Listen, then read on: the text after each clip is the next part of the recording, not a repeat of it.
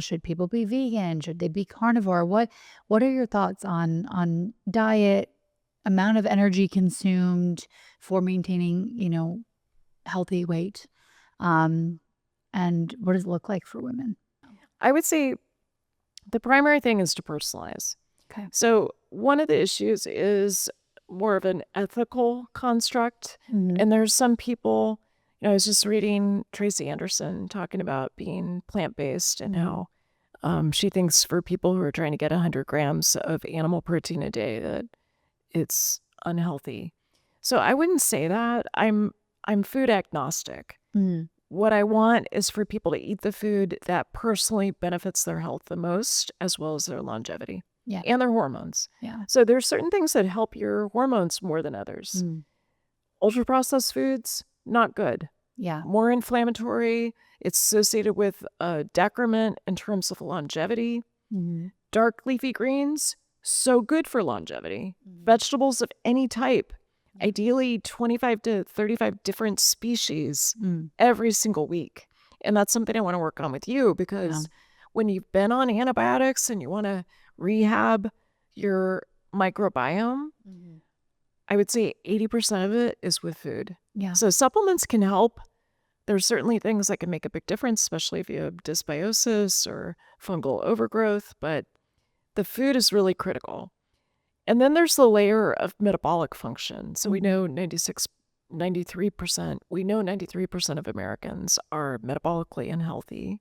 And so we want to pay attention to what are the foods that create metabolic flexibility for you, so that you can switch back and forth between burning glucose and burning ketones as needed, because that's what your body developed as part of this argument about metabolic rest. So I like continuous glucose monitoring to be able to dial that in. Yeah, I love that. I was just going to bring up, because I actually have this, or you probably know as well, on my protocol, how to define metabolically healthy. And is this right? You want to have, only 6%. So these are, if you have a high fasting blood sugar of over 100, triglycerides of over 150. Is it any of these? If you have any of these? So I would say these are more the conventional guidelines. Okay. And those are considered normal. So I think they're well supported by the evidence. But I don't want to be average. Agreed. Yeah. So I want to be optimal. And so what I would say for fasting glucose, I want it 70 to 85 milligrams per deciliter. I want triglycerides less than 100. I want fasting insulin ideally somewhere around 3 to 6. I want to look at an oral glucose challenge test. I want a continuous glucose monitor with the mean glucose less than 100 milligrams per deciliter, and a standard deviation or glucose variability that's less than 15 milligrams per deciliter.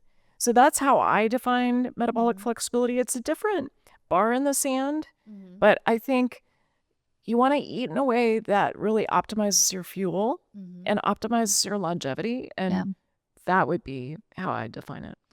Can I ask you about this? The variability, you said less than 15 or 15 or less. So on your CGM, if you're looking at it, so you're saying after a meal, is this after a meal you want a 15 or less spike? No, it's overall how much you spike. Okay. Like over the course of a day. Okay, got it. So Levels, for instance, gives this to you. Some of the trackers can give it to you. So it's, the problem with glucose variability is people who are more spiky.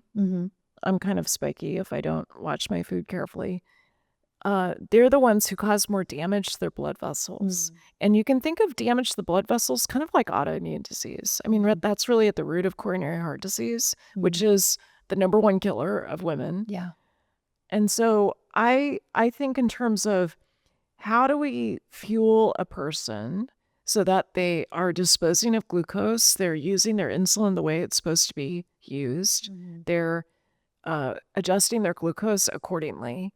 And, what we know is that there's a time series to this, meaning that if you're someone who overeats or you're someone who consumes too many carbohydrates or processed foods, it affects your insulin typically 7 to 14 years before it shows up in your glucose. Yeah. So what would you want to you be say- looking upstream. So if you're over 6, that is a big red flag. So I wouldn't say a big red flag. I'd say it's a yellow flag that you want to start paying attention. And when I was 35 and I went and did some laboratory testing, I found that my fasting glucose was 105, 110, and my insulin was in the 20s. And so these all showed me that I had insulin resistance. I had prediabetes.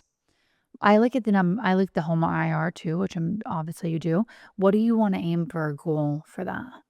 So I usually use the reference ranges that are offered by the laboratory testing, like I use mostly Cleveland Clinic to look at cardiovascular parameters. I just really trust their testing. But I see a lot of people who have a normal HOMA-IR who have early signs of metabolic dysfunction. So I don't think it's sensitive enough. Interesting. I think it's a good place to start, but I would much rather have continuous glucose data than So would you rank it continuous glucose data and then insulin, fasting insulin?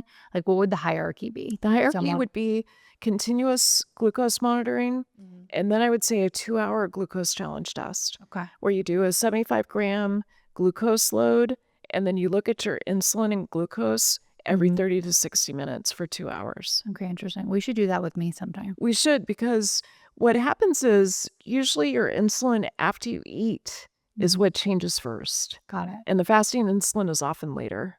Okay. Yeah, we should do that.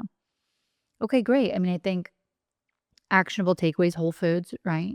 Whole foods. Or mostly. I mean, we know, especially for glucose metabolism, like a lot of the data on plant-based foods is really good. Now, I happen to eat, I'm an omnivore. I eat in an ancestral way, and that doesn't work for everyone. That's totally fine. But I would say the 2 diets that have been shown to be, or 3 diets that have been shown to be the best for metabolic flexibility are 100% plant-based.